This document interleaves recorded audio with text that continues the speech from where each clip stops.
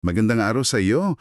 Handa ka na bang sumisid sa isang kaso na talagang nagpapakita kung paano ba nag-a-apply ang insurance law pagdating sa, alam mo na, carnapping? Meron tayong GR number 257086, Wilfredo Wijanko versus UCPB General Insurance Co. Inc. Medyo komplikado to eh.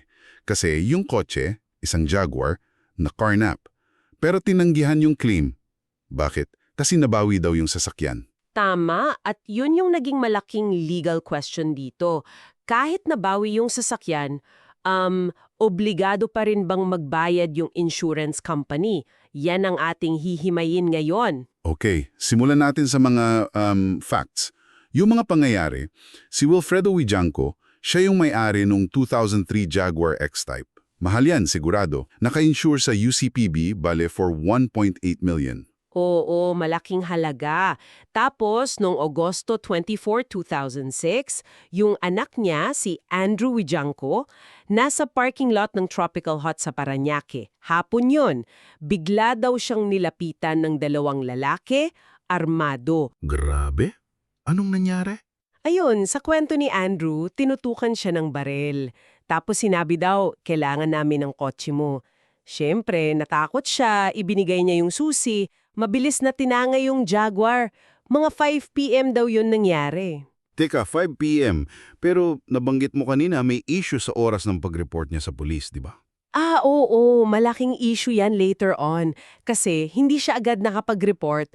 Tumawag muna siya sa kaibigan niya, si Dante Pradas. Humingi ng tulong. Bandang 9:50 p.m. ng gabi. So, halos 5 oras, bago sila nakarating sa Parañaque Police Station. Doon na blatter. 5 oras? Okay. Sige, may police blotter na, tapos may alarm sheet kinabukasan. Anong nangyari sa claim? Nag-file si Wilfredo, yung may-ari, ng formal claim sa UCPB noong September 1, 2006, mga 1 linggo lang after nung incident. Anong response ng UCPB? Agad ba nilang inaksyonan? Yung mga usual suspects, kumbaga, certificate of registration, OR, insurance policy, proof of payment at syempre, police report or affidavit of loss. Pero ito ang crucial. Hindi kasama sa listahan na yon yung TMG clearance. Tandaan natin yan. Okay, noted.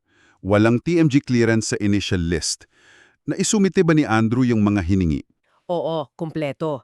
Isinumite niya noong October 10, 2006 sa adjuster ng UCPB. Pero pagkatapos nun, parang wala nang nangyari. Tahimik. Anong ibig mong sabihin na tahimik, walang update? Ayon kay Wilfredo, nag-follow up daw siya ng paulit-ulit. Pero wala daw malinaw na sagot o aksyon mula sa UCPB. Para bang nakabinbin lang. Gaano katagal yung ganong state? Kasi parang ang tagal bago nagkaroon ng development ulit, tama? Oo, grabe. Mahigit 5 buwan. Imagine, lumipas ang Pasko, bagong taon, walang linaw.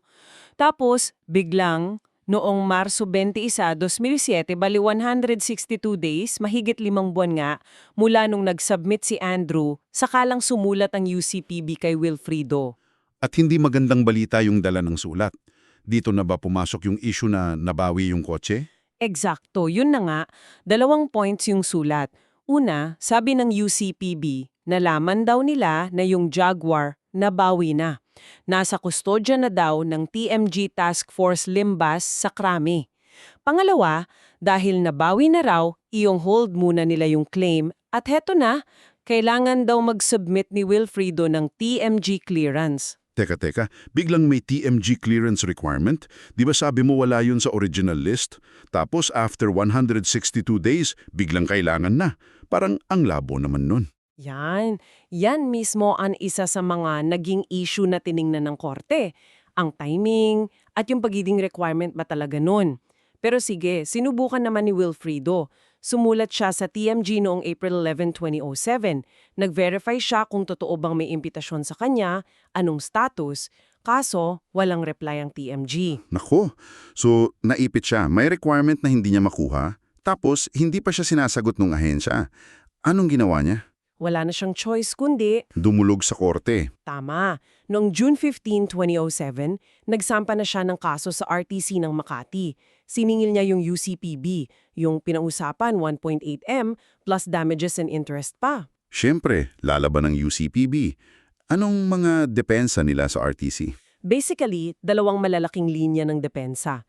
Una, yung pinakamalakas nilang alas. Nabawi na yung kotse. Dahil nabawi, hindi na daw yung total loss under the policy. So wala na daw silang obligasyong bayaran yung full amount. Yun ang sabi nila. Okay, yun yung una. Ano yung pangalawa? Eto yung mas matindi. Kinwestiyon nila kung totoo bang nakarnap yung sasakyan. Insinuate nila na baka hindi totoo yung kwento. Wow, ang bigat nun. Fraud ang paratang. Ano raw ang basehan nila para sabihin yun? May mga ebidensya silang sinabmit eh. May mga handwritten statements daw galing sa mga gwardya ng Tropical Hut. Sabi raw ng mga gwardya, wala silang nakita o napansing carnapping nung araw na yon. Meron din silang after follow-up investigation report galing TMG. May pirma ng isang police superintendent, Ati Gutierrez. Sabi daw sa report, may mga suspicious circumstances. Parang may duda daw sila kung may carnapping talaga nangyari. Ano daw yung mga suspicious circumstances na yun? May binanggit ba? Hindi masyadong klaro sa decision eh.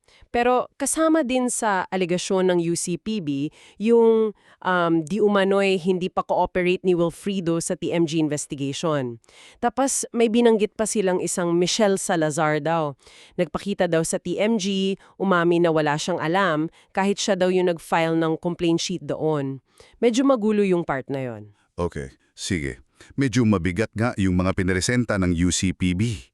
Pero ano ang naging hatol ng RTC? Sino ang pinaniwalaan ng korte? Kinakatigan ng RTC si Wilfredo. Panalo siya sa first round. Sabi ng RTC, napatunayan naman ni Wilfredo yung mga kailangan para sa claim niya. Una, may insurable interest siya. Siya yung may-ari eh. Pangalawa, nangyari talaga yung pagnanakaw. Covered yon ng policy. Pangatlo, nagsimula na yung liability ng UCPB nung oras na manakaw yung kotse. E paano yung issue na nabawi? Hindi ba yun importante sa RTC? Binaliwala lang nila? Hindi naman binaliwala, pero sabi nung RTC, hindi raw yun sapat para manegate yung claim.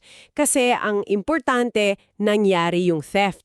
Yung pagkakabawi after the fact, hindi na daw relevant sa obligation ng UCPB na magbayad. At tungkol dun sa TMG clearance, sabi nung RTC, wala naman daw yun sa policy mismo. So hindi pwedeng gawing requirement yun para tanggihan ng claim. So in short, pinagbayad ng RTC ang UCPB. Buong P1.8 million? Oo, P1.8 million plus moral damages, exemplary damages, attorney's fees, at legal interest pa. Malaking panalo para kay Wilfredo. Pero siyempre, hindi dyan natapos. Umakyat ang UCPB sa Court of Appeals. At dito, sabi mo nga, nag-ibang kwento. Tama, sa Court of Appeals, binaliktad lahat. Nanalo ang UCPB. Sinabi ng CA, tama daw ang UCPB. Dalawa ang main reason nila. Una, yung issue ng pagkakabawi. Sabi ng CA, dahil nabawi, hindi nga daw total loss. Hindi naman daw tuluyang nawala kay Wilfredo yung sasakyan. Okay, so parang kinampihan nila yung no total loss argument. Ano yung pangalawang rason ng CA? Ito ba yung sa policy conditions? Oo, ito yung tinignan daw nila yung policy mismo. At may nakita silang dalawang paglabag daw ni Wilfredo. Una, yung immediate notice requirement. Para sa CA, yung halos 5 oras na delay ni Andrew sa pag-report sa pulis, hindi daw yun immediate. Violation daw yun. Pangalawa, yung cooperation clause. Dapat daw kasi makipagtulungan yung insured sa investigation. Sabi ng CA, hindi raw nag-cooperate si Wilfredo sa TMG investigation. So dahil sa dalawang violations na yan, sinabi ng CA na walang pananagutan ang UCPB. Ganun na nga. Sabi ng CA, dahil sa mga breach of policy conditions na yan, forfeited na yung claim ni Wilfredo. Walang bayaran. Grabe naman. Talo si Wilfredo sa CA. So last recourse niya, Korte Suprema. Dito na talaga yung pinaka-main event. Himayin natin isa-isa yung mga issue na diniscuss ng Supreme Court. Unahin natin yung proof of loss at yung biglang sulpot na TMG clearance. Ano ang say ng SC dito? Ito yung unang-unang tinalakay ng Korte Suprema. Ginamit nila yung insurance code, sections 90, 91 at 92. Yung Section 91, sinasabi lang na pagkailangan ng proof of loss, sapat na yung best evidence na meron yung insured. Hindi kailangang sobrang detalyado na parang pangkorte na agad. Kung ano lang yung alam niya, yun na muna. Okay, best evidence. Tapos yung Section 92. Ito yung patok dun sa TMG clearance issue, di ba? Yung delay. Ang susi dito ay yung phrase na without unnecessary delay. Dapat mabilis sila. Kung hindi nila ginawa yun agad, parang sinabi na rin ng batas na okay na yan, tinatanggap na namin yan. Na-waive na nila yung objection nila. Crucial pala talaga yung timing. So, paano nila in-applyan dun sa 162 days na paghihintay ng UCPB bago nila hiningi yung TMG clearance? Ayun na nga. Sabi ng Korte Suprema, yung 162 days, sobrang tagal na nun. Malinaw na, unnecessary delay yun under Section 92. Kasi October 10, nag-submit, March 21 lang sila nagsabi na, teka, kulang ng TMG clearance, na wala naman sa original list nila. Ginamit din nila yung Section 249 ng Insurance Code, yung tungkol sa payment of claims. May deadline din kasi ang insurer para magbayad eh. May deadline pala. Akala ko pwedeng patagalin ng patagalin. Ano yung deadline? For non-life claims like car insurance, dapat bayaran within 30 days pag na-ascertain na yung loss. Kung hindi pa na-ascertain, dapat bayaran within 90 days mula nung natanggap nila yung proof of loss.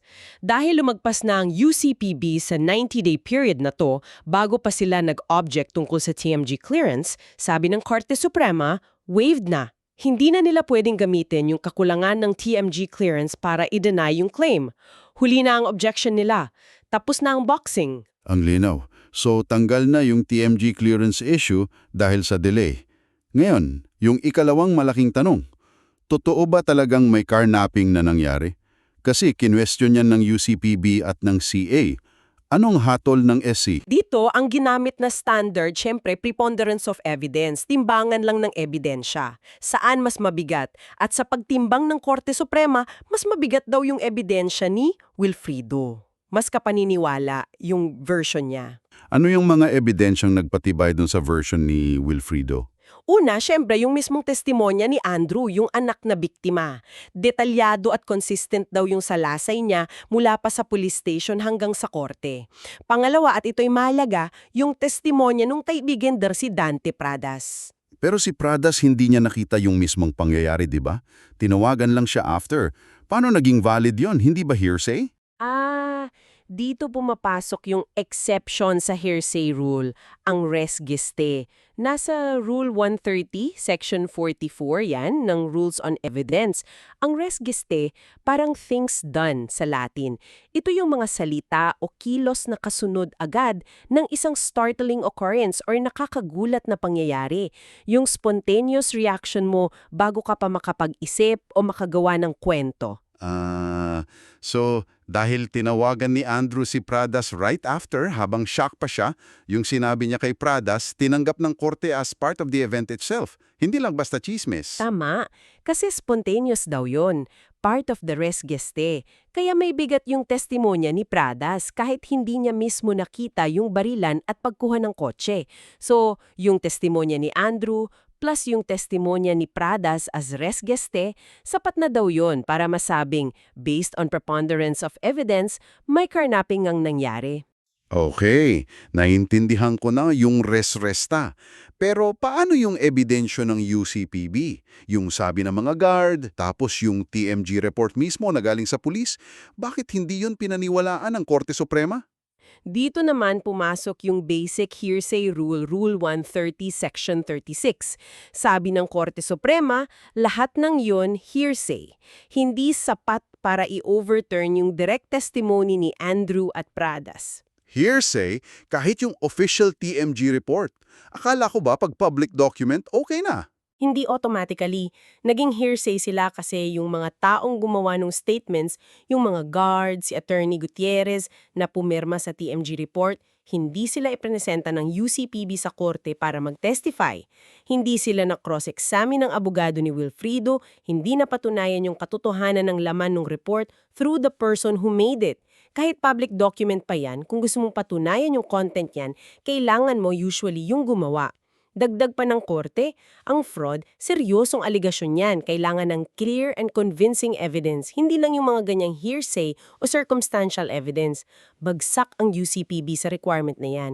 Wow, ang galing ng application ng rules on evidence dito. So established na, 1, valid ang proof of loss, 2, may carnapping na nangyari. Ngayon yung pinakamainit na issue, yung pagkakabawi ng sasakyan.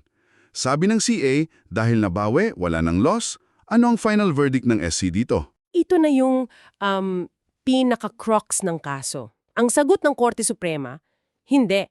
Hindi porket nabawi ay wala ng panununggutan ng insurer. Binalikan ulit nila yung Section 249, yung 90 days rule para magbayad. Paano naging relevant ulit yung 90 days dito sa pagkakadawi? Simple lang ang logic ng korte. Kung lumipas na yung 90 days na palugit para magbayad si insurer, tapos hindi pa nababawi yung sasakyan, considered na fully liable na si insurer.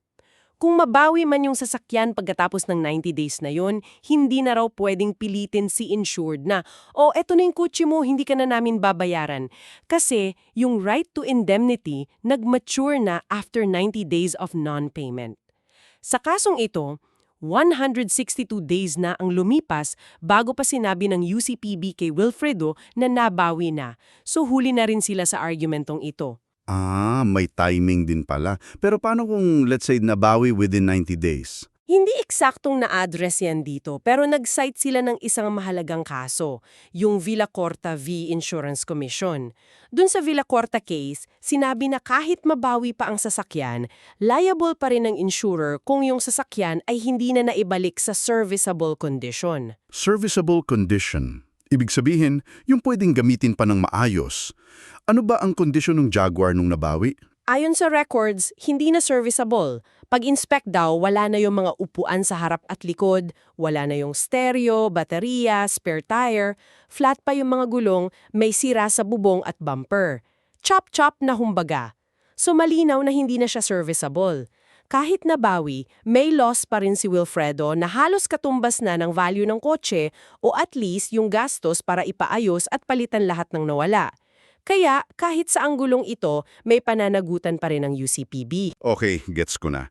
So talagang nasupalpal lahat ng depensa ng UCPB. Pero may isa pa, yung huling sinandalan ng CA, yung policy conditions daw na nilabag ni Wilfredo. Yung immediate notice at cooperation clause. Anong sabi ng SC dito? Na-violate ba talaga? Sinagot din yan ng Korte Suprema. Siyempre, doon sa immediate notice, sabi ng korte, pag hindi defined yung term na immediate sa policy, ang interpretation dapat ay reasonable time under the circumstances. At para sa korte, yung halos 5 oras na delay ni Andrew, hindi daw unreasonable yon. Considering yung trauma, yung takot, nasa ibang lugar siya, kailangan pa ng tulong. Hindi naman daw robot si Andrew na diretso agad sa police station. May point. Hindi naman siguro lahat ganun kabilis makaka-recover. May iba pa bang basehan ng korte? Pa, sabi ng korte na para masabing absuelto na ang insurer dahil sa delayed notice, kailangan nilang patunayan na nagkaroon sila ng actual and substantial prejudice dahil dun sa delay. Kailangan nilang ipakita, naku, dahil 5 hours siyang late, hindi na namin na-trace yung kotse or something like that. Walang ganong pruweba ang UCPB, so hindi valid yung defense na delayed notice. Makes sense. Dapat may epekto pala yung delay. Yung cooperation clause. Sabi ng CA, hindi daw nag-cooperate si Wilfredo sa TMG. Ano bang ebidensya ng non-cooperation? Nag-report naman sila sa pulis, nagbigay ng contact info, sumulat pa nga si Wilfredo sa TMG nung hinihingan siya ng clearance, 'di ba? Ang burden of proof, sabi ng korte, nasa UCPB para ipakita na 1, ginawa nila ang lahat in good faith and due diligence para makuha yung cooperation ni Wilfredo, hindi yung naghintay lang sila. And 2, na nagkaroon sila ng substantial prejudice dahil sa di umanong non-cooperation. Again, walang naipakitang ganon ang UCPB. Bagsak na naman sila sa prueba.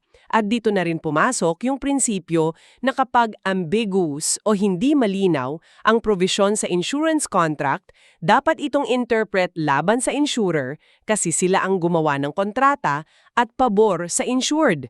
Mukhang ginamit lang daw ng UCPB yung TMG clearance at non-cooperation issue para makalusot sa obligasyon nila. Grabe, ang detalyado ng pagtatalakay ng Korte Suprema.